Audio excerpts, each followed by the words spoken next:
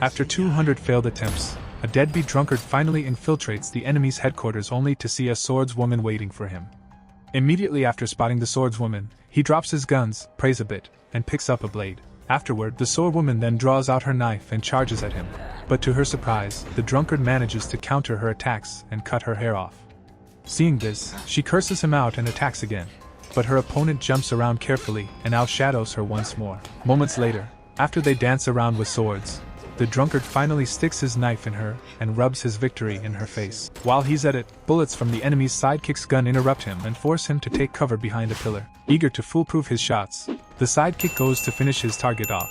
But the sidekick unexpectedly retreats with a sword buried in his brain. Very early one morning, an assassin holding a machete breaks into Roy's apartment and tries to attack him. But Roy dodges his attacks and plays along with the assassin's swings until he manages to flip the assassin's knife away. Soon after, he pours his hot coffee on the assassin's face, burning his face, and slams the coffee pot on the intruder's head. This might have been fun for a while. After subduing the assassin, Roy then begins complaining about reliving the same day 140 times. With the beat-up assassin down, Roy tricks his next attacker, Mr. Helicopter, into shooting the assassin. However, the moment Mr. Helicopter thinks he's got him, Roy picks up his pocket knife and bludgeons Mr. Helicopter's skull like a rotten Halloween pumpkin. After the commotion dies down, Roy then drags himself to the couch to catch a break. Despite everything, Roy still longs for his baby's mother and his past life. Unfortunately, while Roy reminisces over that, the helicopter crashes into his room, and Roy, who isn't ready to restart another loop, jumps out of the building right before it blows up. Ah, shit. The time loop reactivates, and Roy transfers his aggression to the machete dude. All of a sudden, a helicopter appears, and Roy, defeated, surrenders himself to the bullets. Flashing back to loop 49, when Roy rings Clive to ask about his wife, but Clive informs him that she mistakenly unalived herself before asking Roy to reveal his location. The shock of the news makes Roy drop the phone, and when he turns around, his attackers gather around for an ambush. When Roy awakens on loop 140, he decides to get to the bottom of his baby mother's demise. To begin the quest, Roy tricks Pam and Esmeralda into entering a parking lot, where he blows them up.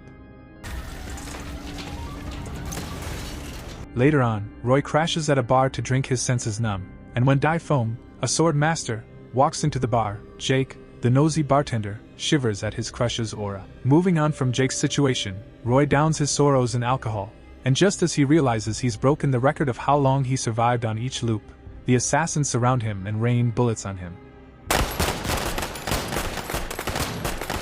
But before going unconscious, Roy decides it's time to devise a plan and beat the Matrix.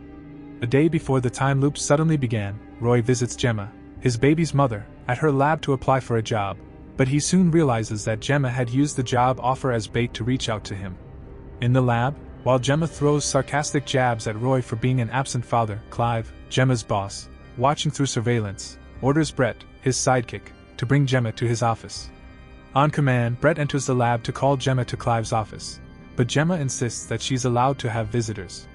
Considering Gemma's response, Brett gives Gemma a minute to send her guest off, and within the minute frame, Gemma warns Roy to prepare himself for what's coming. Meanwhile, in the office, Clive, who had watched everything go down, orders Brett to keep an eye on Roy and take him out the instant they notice anything suspicious. Now that Brett has returned to Clive's office, Gemma gathers Roy's DNA, places it in a device, and suddenly reminds Roy about the book she gave him for his birthday. Confused, Roy tries to get Gemma to explain her strange words, but Clive interrupts them by summoning Gemma into his office. Before allowing Clive's men to take her, Gemma hugs Roy and whispers the word Osiri in his ear. In Clive's office, Gemma reports that the project has hit a sudden delay, but Clive reminds her that she can't afford a delay before asking her about Roy. When Gemma tries to lie, Clive curses her out for leaking the existence of their secret project before revealing that he knows Gemma is Roy's baby's mother. Later that night, Gemma rings Roy at the bar to put him on an urgent, secret mission, but before Gemma lays down instructions for her drunk ex to follow, Clive obstructs and cuts the call off. Deciding not to think much of the strange phone call from Gemma, Roy returns to his apartment with a random woman. The following day is the first cycle of the time loop, and right from the start, Roy had always suspected that Gemma must have something to do with the loop. Recalling Gemma's instructions to check the book she gave him, Roy grabs the book, but the moment he tries to piece things together, the helicopter dude shows up to blast him into pieces. Another loop begins with the usual shenanigans, and this time, Roy is doing a good job surviving the morning attacks until he miscalculates and crashes into the bus again. Restarting a new loop, Roy sneaks into an underground library to read the book Gemma gave him. As he reads through the book pages, Roy notices Joe and catches up to him. Joe recognizes Roy as a friend, and after a bit of chit-chat, Roy invites Joe out for lunch.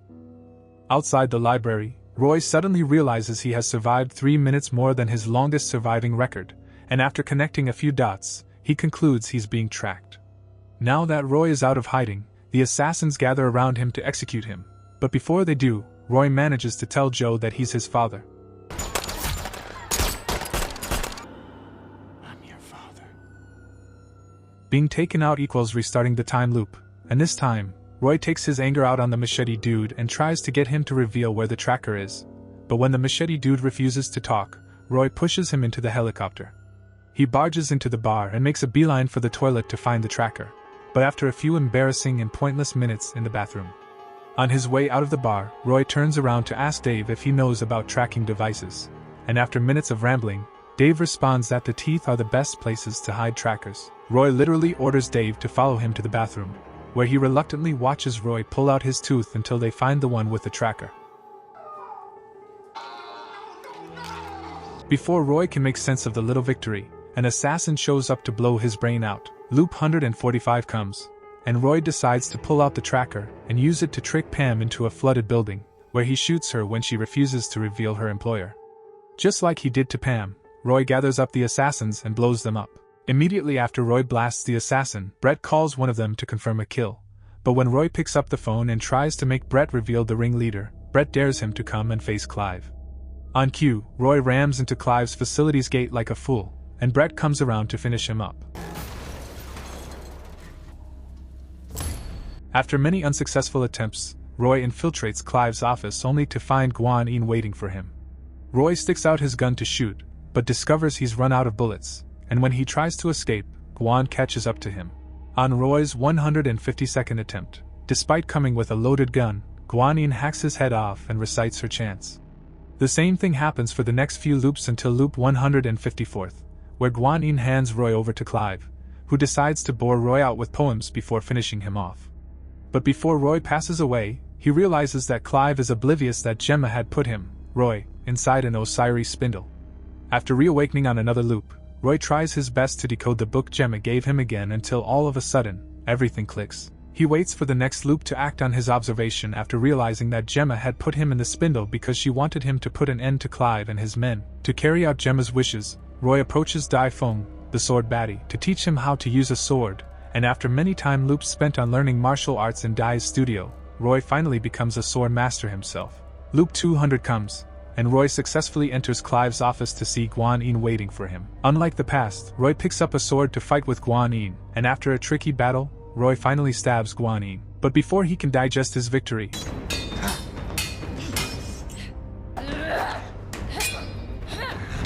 bullets from Brett's gun send him hiding behind a pillar. When Brett goes to finish Roy off, he returns with a sword buried in his brain, scaring Clive in the process. After Brett falls to the ground, Roy shows up to fight Clive, but Clive surprisingly manages to hold his ground. But when Roy notices Clive reaching for a gun, he grabs his sword and pins Clive's hand to the floor. Clive cleverly assumes that Gemma must have activated the spindle, and Roy confirms his assumptions before cursing him out for unaliving Gemma and threatening to off him. Right before Roy unalives Clive, Clive mentions that unaliving him means putting Joe in danger. However, Roy still unalives Clive before zooming off to find his son. Unfortunately for Roy, he reaches his son a few minutes late, and while the medics wrap Joe in a body bag, Roy blames himself for losing Gemma and Joe. A new loop restarts, but this time, Roy has lost the willpower to fight. So he allows whoever to unalive him in his apartment, until his sulking hits a limit and Roy motivates himself to do better. He leaps out of his house, steals the car, and visits his son at the library to enjoy Joe's company and watch the world end to begin another time loop. On the 249th loop, while Roy and Joe take in a beautiful view, Roy discovers that Gemma had actually reached out to Joe a few minutes after his loop began. Feeling hopeful over a chance to save Gemma, Roy waits for the next time loop before bursting into the lab. Unfortunately for Roy, he arrives a minute too late, and he takes out his anger on Brett and Clive before shooting himself to restart the time loop. This time around, Roy makes it to the facility early and, after clearing out all the obstacles,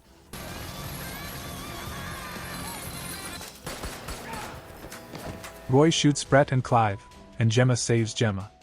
After catching up, Gemma admits that she doesn't know how to send Roy back to real time, but after a bit of pep talk from Roy, Gemma mentions the possibility of breaking the time loop if Roy enters the spindle and stays alive for one more loop. Despite Gemma's uncertainty, Roy walks into the spindle's core to give her theory a try. The machine loads up, and Roy finds himself in his final loop, promising to stay alive.